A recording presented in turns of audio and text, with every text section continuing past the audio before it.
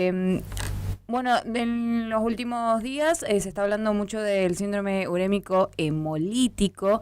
Esta enfermedad, vamos a directamente a darle la bienvenida al médico pediatra y neonatólogo Flavio Serra, matrícula profesional 2467, para hablar un poco más de esto de la mano de Quién Sabe.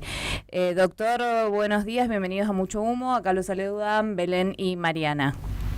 Buen día, Belén, buen día, Mariana, y a toda la audiencia.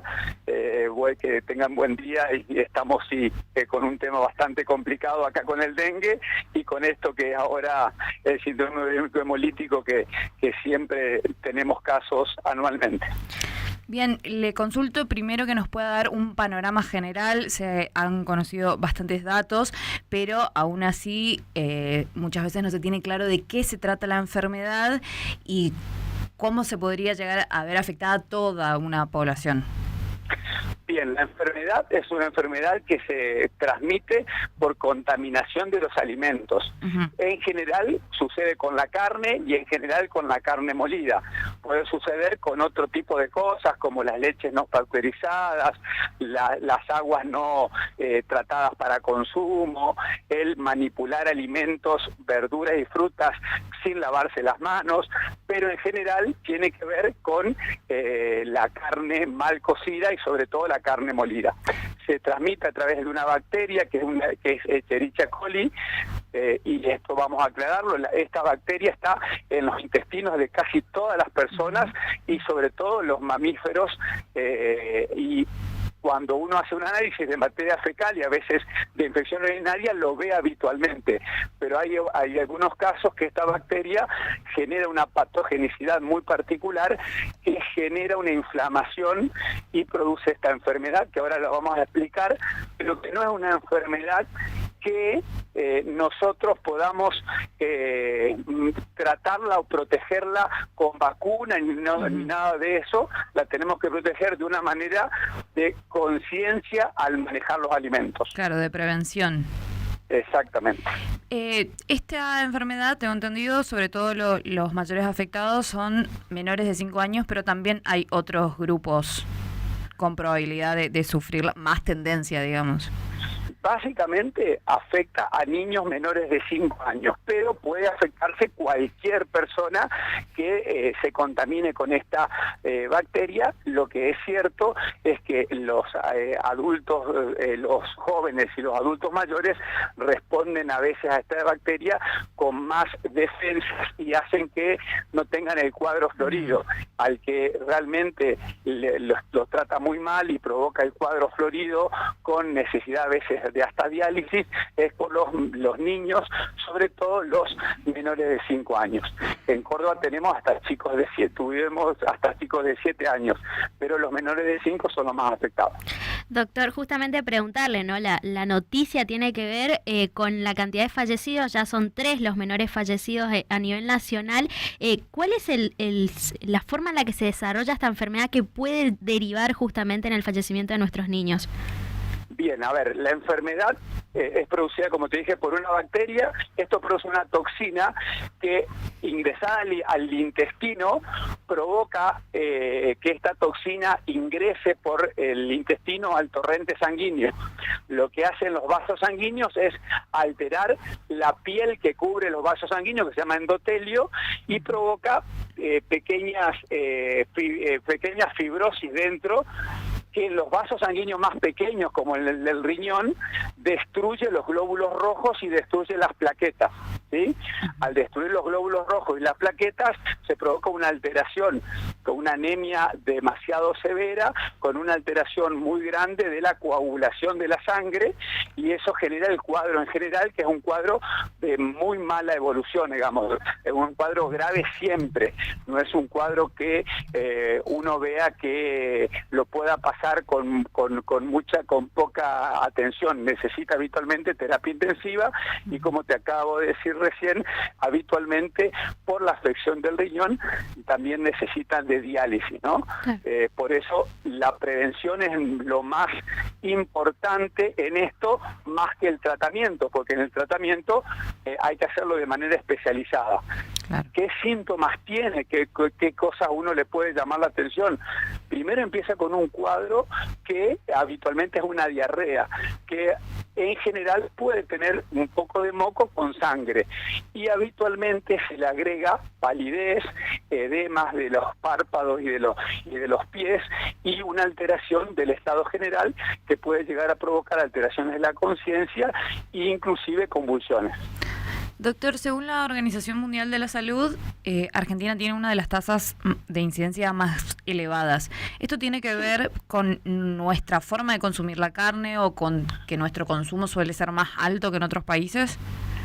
Por supuesto que tiene que ver con la accesibilidad que se tiene a la carne, y también tiene que ver como que el consumo de carne para nosotros es algo casi folclórico, e inclusive, por decirlo de alguna manera, también ha sucedido mucho en Estados Unidos el folclore de consumir las hamburguesas en cualquier lado, donde habitualmente la manipulación de la carne molida, el cuidado que hay que tener para manejarla y la cocción no es la adecuada.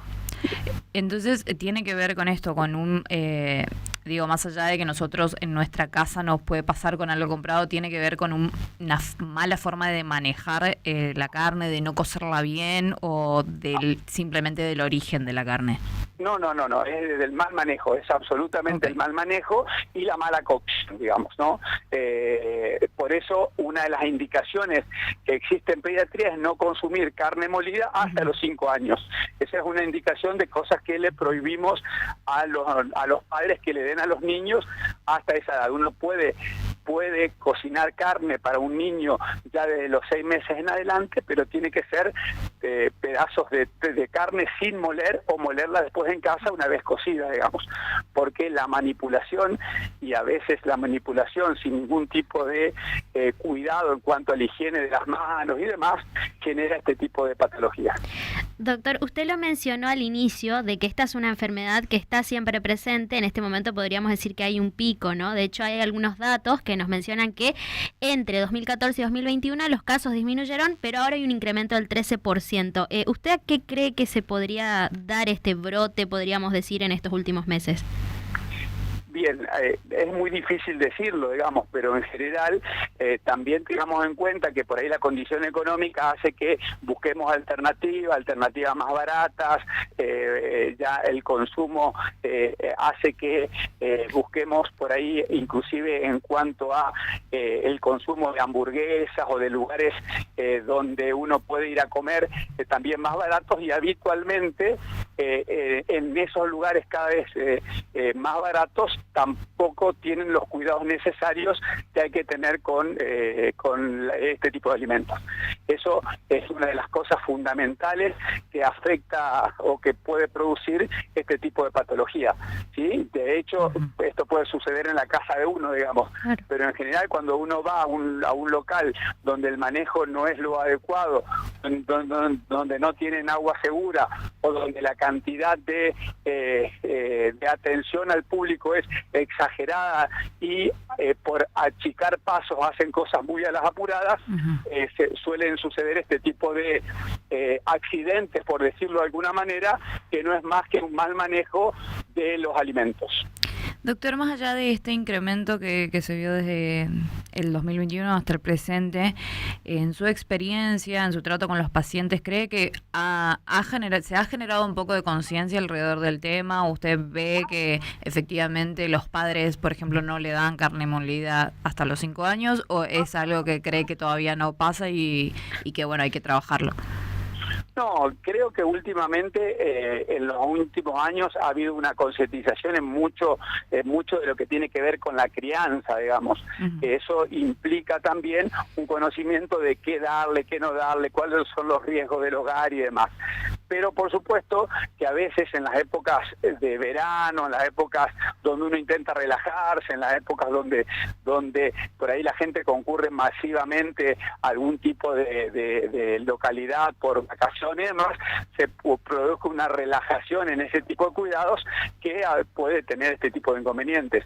Pero sí es cierto que ha mejorado el conocimiento de la gente, que tiene que ver mucho con la formación de los pediatras, pero también tiene que ver mucho con las redes, digamos, la accesibilidad a tener información. Aquel padre o aquellos padres que se interesan por leer o por interiorizarse más en el tema, tienen información de dónde sacar y poder manejarse mejor.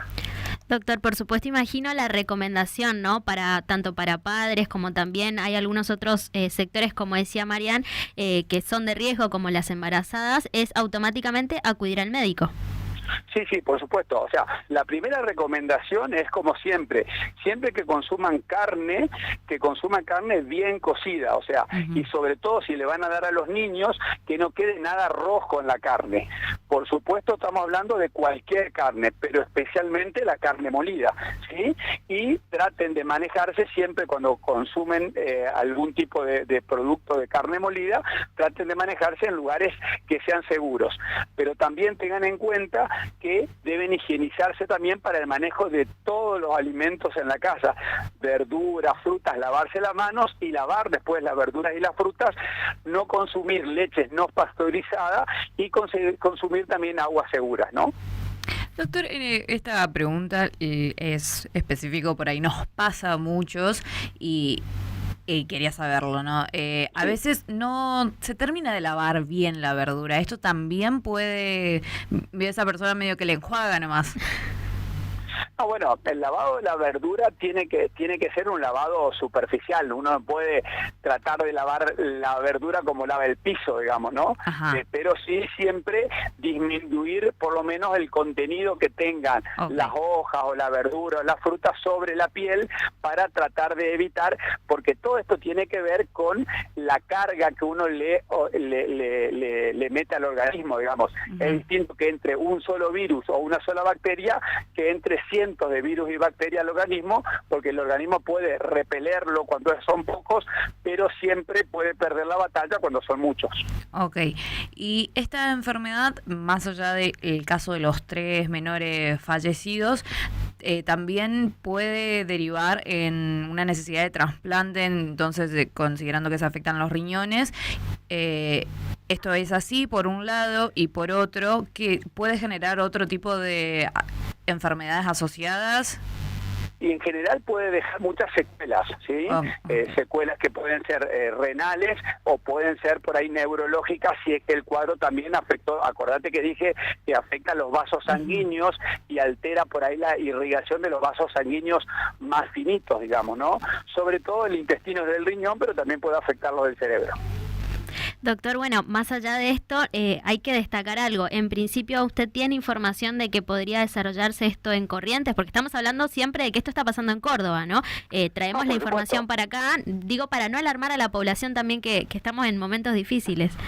No hay que alarmar a la población, y volvemos a esto también al caso del dengue, digamos. Uno habla mucho de la vacuna, del tratamiento y demás, pero hay cuestiones que tienen que ver con los cuidados que podemos hacer nosotros en nuestra casa, en cuanto, o con nuestra familia me refiero, en cuanto al síndrome urémico hemolítico, el consumo cuidadoso de los alimentos, observar siempre que las carnes estén bien cocidas, que no quede nada rojo en las carnes, evitar las carnes molidas hasta los 5 años, y después de los 5 años también que estén bien cocidas, y el manejo de los alimentos, que sean lugares seguros, que uno sepa que lo van a manejar bien, y el manejo en casa, que tiene que ser a conciencia. Y lo mismo con el dengue, que la única alternativa que tenemos y la más segura es tratar de evitar que los reservorios de agua no reproduzcan el mosquito. O sea, lo otro es solamente correr la enfermedad de atrás, digamos. Ahora nosotros tenemos que adelantarnos protegiendo de esta manera. Puede suceder en cualquier lado, no hay que asustarse por el síndrome urémico hemolítico, pero hay que tener estas recomendaciones siempre presentes. Perfecto, doctor. Muchísimas gracias por su tiempo. Estamos muy agradecidos. Sabemos que tiene una mañana agitada, así que le agradecemos mucho desde acá de Mucho Humo. Bueno, gracias a ustedes por el contacto y a disposición. Espero que le haya servido la información. Por supuesto. Un abrazo. Abrazo para ustedes. Ahí pasaba entonces el médico pediatra y neonatólogo Flavio Serra, matrícula profesional 2467, dejándonos algunos